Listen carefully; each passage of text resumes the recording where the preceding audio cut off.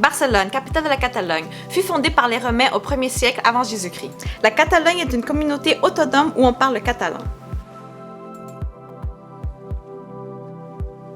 Pour me rendre de Madrid à Barcelone, j'ai pris un TGV, le train à grande vitesse. Comme j'ai été un peu dernière minute, ça m'a coûté environ 44 €.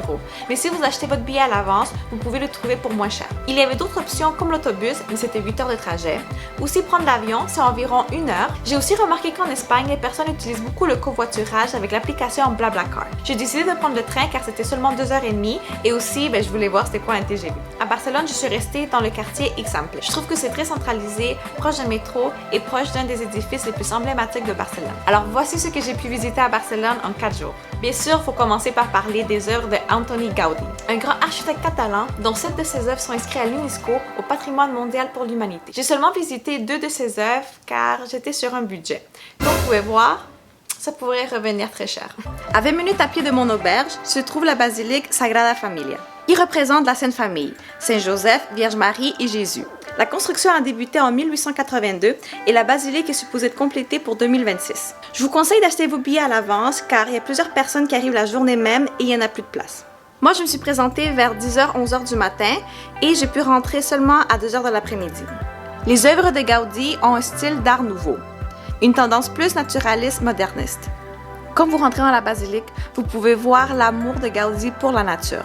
C'est un endroit très moderne, illuminé, il y a des belles couleurs qui rentrent et je trouve que ça fait vraiment changement des autres cathédrales ou basiliques que j'ai visitées. Je vous conseille de faire le tour avec un audio guide car il y a beaucoup de détails dans l'architecture.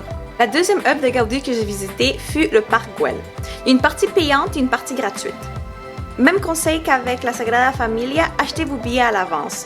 Je me suis également présentée tôt, mais j'ai dû attendre 2-3 heures avant de pouvoir rentrer. Au Parc Güell se trouve aussi la maison où Gaudí a habité, qui est rendue maintenant un musée, Museu Casa Gaudí. Pour les autres œuvres de Gaudí, j'ai quand même pris la peine de me rendre à ces endroits et de au moins observer et admirer les façades, car l'architecture de l'extérieur est aussi incroyable.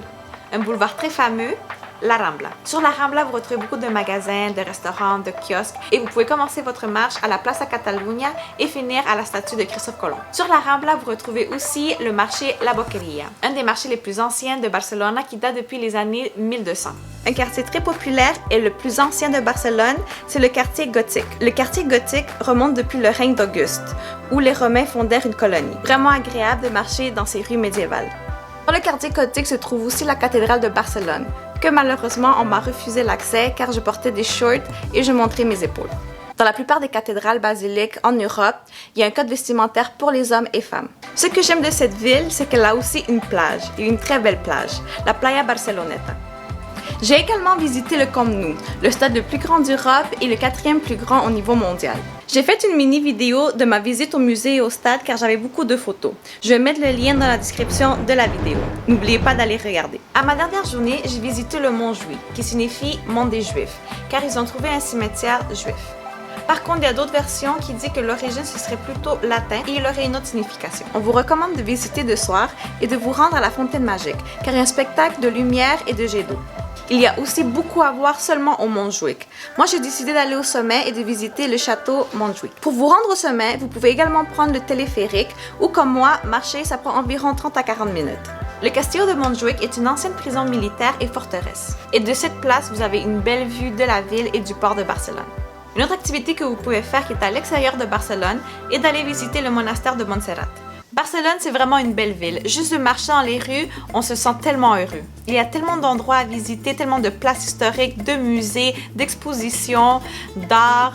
Barcelone a même un aquarium qui est un des plus grands d'Europe. Impossible de vous ennuyer à Barcelone.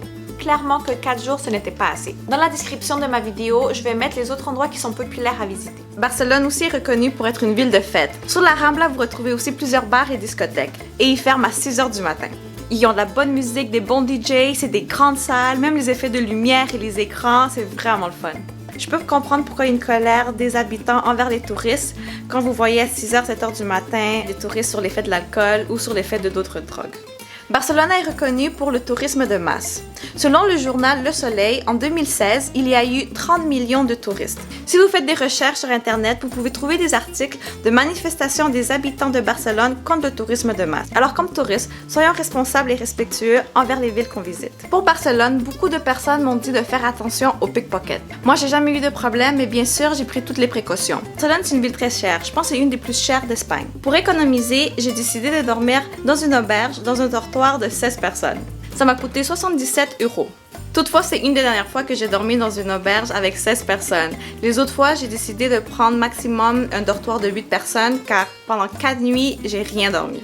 En 2017, je suis revenue à Barcelone et j'ai pris un vol direct à partir de Montréal. En arrivant à l'aéroport El Prat, le moyen le plus efficace que j'ai trouvé pour se rendre au centre de la ville fut le train. Cette fois-ci, je suis seulement restée une journée, alors j'ai décidé de me rendre à la plage. En chemin, j'ai traversé le parc Ciudadela. C'est un beau parc pour faire du pique-nique, relaxer, marcher, faire de l'exercice. Si vous avez aimé ma vidéo, n'oubliez pas de cliquer sur like, de partager et de vous abonner à ma chaîne. Merci!